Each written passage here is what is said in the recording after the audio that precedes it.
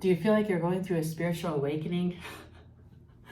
Signs that you're going through a spiritual awakening and how it affects your mental health. Hey, what's up? I'm Leah Marlene, and that's a true story. Thank you so much for stopping by my channel. If you're a new subscriber, if you haven't subscribed, if you're just coming by to looky-loo around, welcome. Thank you so much for being here. You're gonna be okay. You are gonna make it. You're gonna make it. And I'm probably gonna just say things that validate what you've already been experiencing. But like the yogi guru, late great Ram Dass said, we are all just walking each other home. So let's get into it, shall we? You might feel like you've gone through a spiritual awakening, or you are going through one, or you're in the midst of it because you looked up a video like this, or because you feel like you've never quite fit in. Now, I know there's going to be naysayers that are like, Leah, just because you're an underdog does not mean it's a spiritual awakening, okay? But actually, that's not true. It's not true. I've done a lot of research on this and also encountered a lot of people and had colleagues and friends and numerous spiritual leaders say the same thing. Something is a cliche because it happens a lot. The reason why it's a cliche is because it happens a lot, okay? So if you have felt out of place a lot of your life, but then at the same time, you're like the life of the party sometimes, or you have friends in lots of different areas. Say, for instance, growing up, like in high school in particular, right? When there's like massive cliques, it's the jocks and the preppy people. Are there even preppy people anymore? Is that like dating me? But you know what I'm talking about, right? Different groups of people. And maybe you were friends with all of them, but you didn't adhere to like one group. Or maybe you have looked into lots of different religions. I know on my own spiritual awakening, spiritual path, I have gone to so many different types of churches, exploring different religions. And I would be really interested in one until they're like, this is the way and everybody else is wrong. What about with politics? I like looking at policies. I know that's not popular, but that's what I look at. And so I don't adhere to one specific, like, okay, this is the group for me. I bow down to you. Because I don't look at life that way. Is that you? Do you look at the bigger picture and sift through information? Or do you find yourself constantly just in the group think? Like, this is my group, so that's what I think. Whatever my friends say is what I'm going with. Or are you somebody that thinks outside of the box and can take varying opinions and sift through them and make your own? Because if so, that's definitely a sign that you have awakened, that there is not one way on this planet. And you might feel like, how can't people see that?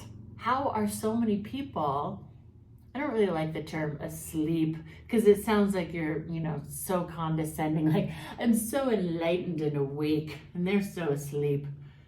It's not like that. It's just that they're in this heavy program of this is the way, and this is the only way. And that happens because I've seen this a ton on social media. I'm sure that you have too. I don't know why I do this with social media. I scroll like this. I don't know. I guess you can do it up or down. Anyway, where somebody will be criticizing something. For instance, I'm in this Conscious Business Accelerator. It's a group for business leaders who want to lead consciously, right? So some of the people in the group are really getting it. They are able to sift through what works for them and leave the rest. And other people just want to tear it down. They're like, I don't like it, and so you should just shut shop. You should just quit. You should just give up. So maybe you're up to big things and you have a lot of people wanting to shut it down. But instead you just keep moving forward because you see the bigger picture. So the people that I read on social media wanting to like shut this group down, they don't even participate and they don't know any of the curriculum. So one of the comments was like, I don't like it and they're not giving any value. And what I do is better and my group is better. And then somebody asks, well, with all due respect, I'm having a tough time getting through all the curriculum because there is so much value and so much curriculum. So may I ask, how did you get through the curriculum that fast? And what did you see that wasn't valuable in the curriculum? And the answer was, oh, I didn't do the curriculum. I find that to be hilarious because that's the script for so many people that are not open to varying possibilities, right? So maybe you've been up to something big and then somebody wants to shut it down, but they don't even bother to ask you what you're up to. It's like you write a book and they're like, I don't like the book. You're like, well, did you read it? They're like, nope, because I decided I don't like it. And that's how a lot of people are with politics. No, I already decided I don't like him. I already decided. My group said so. Well, what specifically didn't you like? Oh, just my group told me that we don't like him. So that's what I'm going with because I want to be in this group. So if you've always varied from the group a bit, even if it's upset your family or friends, because you're like, wait, I kind of like what this person is saying. Maybe I don't like everything they're saying, but I'm open to ideas. And I like some of what this person is saying. I'll give you an example. My dad was a self-made man. He was born and raised on the wrong side of the railroad tracks in Iowa, Ottawa, Iowa, very, very small town in Iowa. People from Iowa don't even know where it is, okay? And my grandma was a waitress till the day she died. My grandfather was working on the railroad. I mean, very hard, laborious jobs that didn't pay very well. It was a hard life. And my dad didn't want that for himself. So he was self-taught, self-made man, and he learned how to build up businesses. First, he was a top insurance salesman, and then, he built up businesses, moved to Colorado, married my mom, all the things, and wanted to create this great life and believed in possibility. Well, a lot of the people from the old town would bash him. Like, who do you think you are? What do you think you're doing, right? So he got me into a very privileged private middle school because he wanted to give that to me, this great education. It was a great school. And when I got there, what I didn't understand yet, I was starting to go through my spiritual awakening. Actually, I've been going through it my whole life, and maybe you have too, if you've noticed some of this stuff from a very young age, because I noticed this stuff at a very, very young age, but it became more prevalent in those awkward years when I was all knees and elbows and braces and 700 feet tall in the 6th grade, right? And I'm coming into this private middle school. And I was all excited. I'm like, wow, this is amazing. And my family was all excited. And I had no idea that Walmart clothes would probably not fit well at this really privileged, very expensive middle school until I showed up for my first day of 6th grade. And all the really, really rich kids were like, ew, you smell. What are you wearing? Are those fake Adidas? Oh my gosh. And I was like, wait, what? Fake? I didn't even know. I did not know anything about any of that. And I still was able to manage. I was able to learn how to be in there. And I got a great education. I was the top of my class, but I was made fun of by a lot of people. And yet I made a ton of friends and had a great time and learned that life, even though I was the poorest kid at that school. It was very confusing. Then my dad also joined a very prestigious country club. For those of you who know, Cherry Hills Country Club in Colorado is beautiful. I mean, they have PGA championships there. It's absolutely gorgeous course, swimming pool, the whole nine, right? But we were feast or famine. So now we belong to Cherry Hills. We have St. Mary's, my middle school, which is a beautiful middle school, right? And sometimes we couldn't afford milk. So I know some people are thinking, why would your dad do that if he didn't have the money to have an expensive country club? Well, he did it because he was a big thinker. See, my dad had his own sort of spirituality where he was thinking outside of the box. And he knew if he wanted to make big deals, he needed to hang out where they were making big deals. So he wanted to have Cherry Hills Country Club so he could make deals on the golf course. And he did.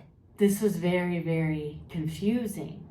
But what it taught me is I could be with the richest of the rich and the poorest of the poor. Because then I went into a public high school. Kids at this high school did not have money. Some of them lived in very gang-ridden areas. And we still belonged to Cherry Hills. So now I didn't belong with the poorest of the poor in some ways, because they're like, wait, why do you belong to Cherry Hills? And then the Cherry Hills St. Mary's crowd was like, but you're poor. And yet I could hang with the wealthiest and the poorest, because in many ways I was both. So can you relate to that, where you could be with all different types of people? All different types of people, right? Now, a side effect of this is that you also don't belong quite anywhere. It's a very weird feeling to be friends with everybody and yet friends with nobody. And so what can begin to happen is there are a lot of positive side effects of going through a spiritual awakening, so I'm going to get to that. But some of the negative ones is that you can begin people pleasing. Because around the rich kids, I wanted, to suit their needs. I didn't want to stink. I didn't stink. They were so mean sometimes. But, I wanted to try to fit in there. And then with the other poor kids, I wanted to fit in there. And so that's where I began to learn my people pleasing. So sometimes when you don't fit in anywhere, a benefit is that you can read behavior so well. I began to really understand humanity and the human condition. And I could fit in anywhere and yet nowhere. So I remember in high school one time, a guy picked me up in a car that had a little steering wheel. I said, where'd you get this car? He said it was stolen. I'm like, what? So I'm going from being with these super rich people and now I'm in a stolen car? You gotta be kidding me. But out of fear, I would try to appease that situation. So I learned how to be very pliable. So if you've gone through a spiritual awakening, or if you're going through one, maybe you feel like, I am so pliable and adaptable, and yet I see the big picture, and some people are hating me for that. Where do I belong? Then I got a job at a car wash. A lot of gang members work there as a cover-up. You'd never think that I was hanging out with gangsters, right? But I was. And then I moved into a gang-ridden area on accident, because I moved in with some random people that I had known from high school. Well, we moved in to a house in a gang-ridden neighborhood, and we didn't realize it. This nice elderly couple in the middle of the day rented it to us, and we thought, oh, this is so cute. And then my roommate and I are sitting in the living room the first week that we're in this house, and we're like, what? Why is that car? There's a huge picture window. We're like, why is that car down the street have its lights off? What's going on with that car? And then, bop, bop, bop, bop, bop, and we had to hit the floor, right? And we called the police. We're like, oh my gosh, there was a drive-by shooting. They were shooting at the house across the street. And the cops came over. They're like, what are you guys doing here? Did you just move in? You need to leave. But when I was working at the car wash, yeah, I was talking to one of my other gangster friends. And I told him where I lived. And he's like, Leah, do you know that that's like the worst area? There's a major gang rivals that, live right there, this and that. I was like, oh my gosh, I'm so scared. And he said, if you're scared, then get a gat. I was like, a who? He said, a gat. A gun, right? He's like, well, you better get a gat or get God. So we got out of that. But before we moved out of the gangsta hood, we had to make peace with the gangsters across the street, right? So my roommate and I, we'd come home and we'd wave to them. They'd be sitting out there shining their guns, not kidding, on their front porch, shining them up. They'd throw their 40s on our lawn. We're like, hi. They're like, what's up, biatch? We're like, what's up? Good to see you. So some people might say, well, that's really fake. Well, I didn't have a gat, but I had God. So maybe something scary has happened that has brought you closer to the divine. Maybe looking at the world in a bigger worldview way instead of this is my bubble, this is my neighborhood, this is my group, that is my thing, this is my religion. You start looking at the world as an all-encompassing place with lots of different type of people. And it got you closer to the divine. So a sign that you're going through or have gone through a spiritual awakening is a deep sense of humanity and the human condition, seeing it in lots of different people and feeling it in yourself, rather than just being the zombie-like people that we see a lot of places that are just lockstep with whatever their group is. Now, another sign that you might be going through a spiritual awakening or have is you begin to notice everything, the trees, butterflies. You could sit and look at a leaf and just be in amazement over all the intricacies. I have this mandala here, and I have one on my back where it is covering up a huge scar where I had melanoma removed in 2010. You might begin to notice the sacred geometry in everything. The sacred geometry in an orange when you slice it, in an apple, in flowers, it's everywhere. You start noticing the sacredness of you. You start noticing your hands, who you are, where you are in the physical body. You start becoming hypersensitive to you and your experiences. You become hypersensitive to other people's behaviors and wanting to hold space. So a huge benefit of having a spiritual awakening is that you can really have a lot of empathy for people, all different types of people, whether you agree with them or not. You begin to see everything as the divine in action. You begin to look for the gift in everything. So a downside of this, as you start to really embrace it and step out of the people pleasing, so there's different levels of this, right? At first, maybe you can hang out with anybody and everybody, but it's from a state of people pleasing. I can't say this to this group, so I won't ever do that. And then this group, I do that. And then as you begin emerging, you realize that you can be all of you everywhere you go, because you're only this moment. In this big group I'm in online, the Conscious Business Accelerator, I was online in a massive group call. There were like thousands of people on this group Zoom meeting, right? And because I'm so used to holding space for so many other people all the time, because I self-taught that from a very young age, and I'm very good at it in my business and what I do, I sometimes forget to get support. So maybe you forget to get support. And finally, I was called to really get support. So I got into this group, and on this massive Zoom call, one of my coaches, Victor Odo, such a cool guy. Love the dude. He's awesome. Has a great YouTube channel too, so go check it out if you want. There's a few different guys in this group. Matt Schaefer, Victor Odo, Aaron Dowdy. I'll just throw them all. A little plug there.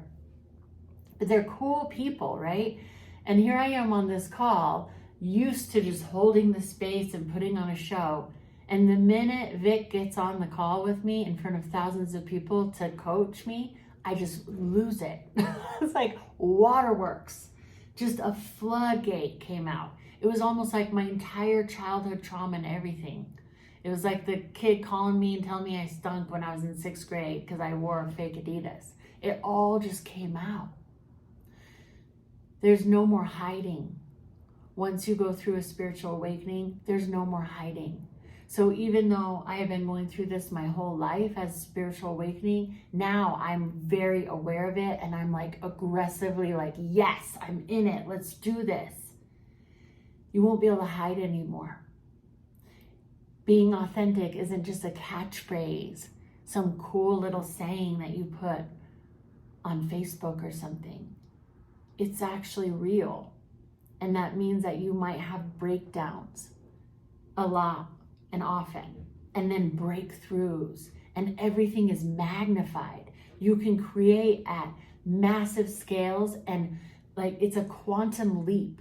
You know, when people talk about quantum physics and how there's different timelines, you begin to actually really see that, where you're like, wait, here I am on this timeline, and I could keep going there. Or it's like a sliding glass doors moment, or I could go here. You see how you are, in many ways, the master of your own reality.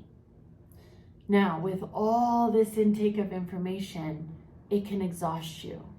So that can be a side effect. You might feel like you need a lot of rest, and you do. You need a lot of rest. You need to come back into yourself and like just chill on your own. So you might be feeling like that, where you love people, you love being around people, and yet you also need to come back to center so that you can recalibrate. Now, in this process, another side effect is people may go away. I've talked a lot about narcissists on this channel. You may have attracted a lot of narcissists. And in that, because of the people pleasing and having empathy and being able to see different points of view, you might have put your needs on the back or never and started putting other people first. And as you come into more and more levels, up-leveling of this, you realize that the highest level of spirituality is when you put yourself first and then give from the overflow. That martyrism is a thing of the past, that you cannot give from an empty cup. So you start setting boundaries. You start giving to yourself. And when you do that, narcissists are not going to like it. Toxic people are not going to like it. Any group that wants you to adhere exactly to what they're doing in the groupthink is not going to like it, because you're going to be coming into your own. So a side effect of having a spiritual awakening and the mental effects that it can have on you is that you can start actually to get kind of sad, like I did, because things start falling away. They start falling away. It's really cool in the Meisner technique that I teach. It's 4 actors but it's for non-actors too, because it goes so much deeper. You learn about your behavior. And I always say when somebody goes through the whole 18-month course, that it's like they shed layers of almost like their face. It's weird. But when they first come to me, they have on the fake face. And by the end of the 18 months, everybody is so profoundly like who and what they are. So maybe you are starting to feel like this profound sense of who and what you are. And there's no more backing down and playing small to make other people feel comfortable. Because you realize to be actually high vibe is to be really truthful. And sometimes that means to be a blubbering mess. Sometimes that means to be super strong. And some people are going to think you're too strong, and some people are going to think you're too weak. And because you're in this spiritual awakening, you know none of that is true and all of that is true. Because you are just a mere reflection of humanity, and you are only this moment. So inside of that, people and relationships and things can fall away.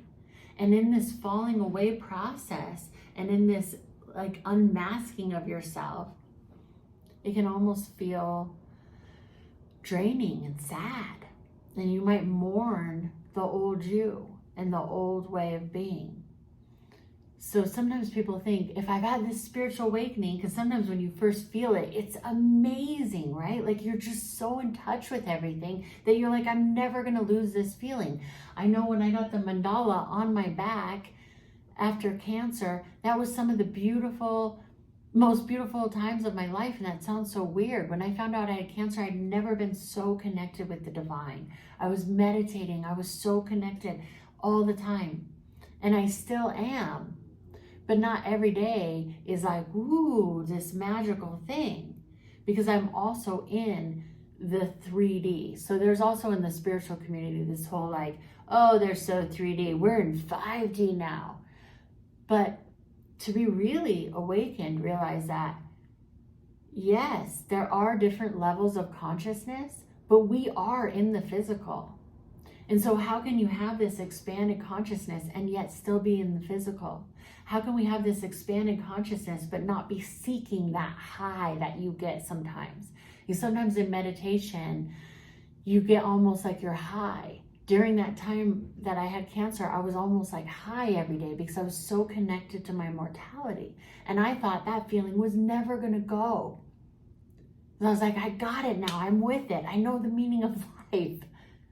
But then the thing is, we are in the physical. We are in the world. So real life things come in, and you're not always going to feel blissed out. See, that's the mind and ego wanting to be addicted to only the bliss. But when you're coming through a spiritual awakening, you realize it's the bliss and it's the dis. It's all of it, right? But as these layers fall away, relationships will fall away. Maybe you won't even want the same job you have. Maybe you realize that you don't want to live for a paycheck and trade time for money. That you want money to work for you so that you can serve and be empowered and actually enjoy your life and go on trips everywhere and love big and be in relationship. And other people will say you're crazy. They'll flat out say that's not possible. Just like my dad, when he was coming out of wrong side of the railroad tracks and then belonging to Cherry Hills Country Club. His old crowd was like, that's not possible. They wanted to tear him down. So if you feel this weird mix of full bliss and full dis, you very well may be in a spiritual awakening or have gone through one. So what do we do with all this? You begin to really be your own best friend. And like that sage wisdom that I got, you get gat or you get God. And if you're scared, go to church. I'm not saying you have to go buy a gun, but the point is that we have choices. We all have choices how we're going to navigate this path that we're on, this life, this beautiful life that we've been given. And when you're going through a spiritual awakening, you realize that you have a choice. You're no longer a victim of circumstance. You have a choice. You always have a choice. Only a year and a half ago, I accidentally moved into a terrible gang-ridden area again. Only this time it was with my daughter, because there's lots of gentrified areas everywhere, right? But in Denver, Colorado, this place just exploded with people. And even though I'm from here, there's certain areas that I was like gaslit into believing were good, even though I knew that it wasn't. But they're like, oh, but look at these beautiful new apartments. And I'm like, yeah, this is a bad area, Denver. And everyone's like, no, it's great. And I moved in and there were shootings outside of my bedroom window every day and night. It was absolutely terrifying. And the minute that we moved in, I'm sitting there with my 6-year-old daughter with the blinds closed and I'm hearing ba, ba, ba, ba, ba, ba, day and night. I go to the police department. I'm like, is this really actually a very dangerous area to live? Am I crazy, or can I not even be safe to walk my daughter to the park in the middle of the day? And they're like, oh no, you should move. It's bad. It's real bad. And then I had to sit there while my daughter was sleeping at night and think, okay, Leah, I have the spiritual tools. I have the know-how. I got to get out of this.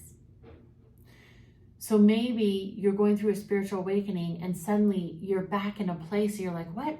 I mean, I had to revisit a place I was 20 years prior. I'm like, I've been here, done that. And I had to really check in. Who am I? So maybe sometimes you feel like you've gone backwards in your spiritual awakening by making some choice that was so yesterday. Remember, you're not going backwards. You're only going forward. So a spiritual awakening is not all roses all the time. Sometimes you're guided to do some dirty work. Sometimes you might find yourself in a place that is not suitable to you. And the real spiritual awakening is, how do I take care of myself even now? Not just when I'm all blissed out, but even now, and especially now. And you know you're in a spiritual awakening, or you've gone through one, when you can make those decisions much quicker. The old Leah would have stayed there for a long, long time. The new Leah looks for the gift and looks for solutions all the time. And I don't aim to people please. Because see, I had a lot of people saying, no, that's a wonderful area. And even when I was like, there's drive-bys every night, I'm terrified. They're like, no. I'm like, no, there actually is. And it's on Nextdoor and it's on the Ring app. And the old Leah would have wanted to people please. And that's so bizarre. And just stay there. People please, because we were in an apartment. We just moved out of a house that was flooding all over the place. So I wanted to have an apartment. I thought we were going to be taken care of, all needs met, right? And now I'm in this gang area. But because I'm such a committed person, I was like, I can't get out of this situation. But a gift that the ex-narcissist gave me was, he's like, you could just move, because see, they're so flippant. That's where we can learn from a narcissist. And I was like, wait, I can? But I have to hold on to my obligation. He's like, no, you can just move. Go tell the landlord. And I did. And I went and told them why. And, you know, the police even concurred that it was dangerous. But you begin to take a stand for yourself. So if you've gone through a spiritual awakening, you're going through a spiritual awakening, you're going to set boundaries. You're going to move through things much quicker. Now, I've still had a lot of narcissists come in my life, but they're very quick. They're out of there. Like the longest one I've had in my life as of, over a year ago now, it was like 5 months. So you're going to go much quicker. Whereas before it would have been like 5 years, 10 years, my whole life. You get married to that person. So don't shame yourself if you still attract people like this, because you can go through and move through stuff like that very quickly. Or if you get in a job that you don't like, or a living situation that you don't like. If you've gone through a spiritual awakening, or you're going through one, you'll be able to start moving through this stuff very quickly. That's the timeline stuff. Timelines can shift. They're fluid. Anything can happen. You start really realizing that. Anything can happen. You can be a wild success tomorrow, literally overnight. But it's not actually overnight, because it's your whole lifetime building up to that point. So if this is you, know that it only gets better. It is only getting better for me. At first, it was really, really painful because people falling away and finding myself in these old situations. But you move through it quicker and you up level faster. The only way you'll stay stuck in a spiritual awakening in a dark phase, dark night of the soul phase, is if you try to adhere to other people. So really listen to your own inner knowing and know that if you accidentally slip into one of those old patterns, that you can change it very quick. I hope this video helped. And if it does, please subscribe, yo. Come on, help me get up into that algorithm. The algorithm. Plus, this can help other people. So when you like, comment, share, it really does push it out. And that helps a lot of people. Because sometimes this stuff can feel terrible. So help yourself, help others to know that they're not alone. And thank you so much for being here. You're awesome. You really are. I appreciate you. I'll see you next time. Roll out. Dun, dun, dun, dun, dun.